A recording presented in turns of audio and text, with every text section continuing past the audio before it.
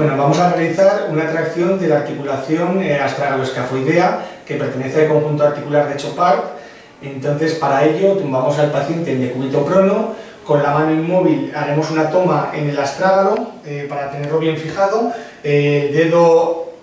Haremos una toma con el dedo aquí debajo de la cuña para no hacerle daño al paciente, y con la mano móvil localizaremos el tubérculo del escafoides y realizaremos la tracción en el plano perpendicular, o sea, en dirección perpendicular al plano de tratamiento, que sería este. Entonces la dirección de la tracción sería un poquito en dirección oblicua hacia el suelo. Entonces, para ello, primero haríamos una buena toma de la zona del astrágalo, ya lo tendríamos ahí la toma.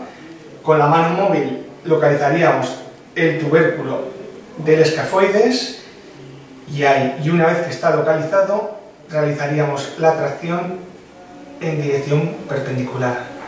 Grado 1 y grado 2 para tratar la hipo e hipermovilidad y aliviar dolor, y con grado 3 lograríamos aumentar un poquito movimiento.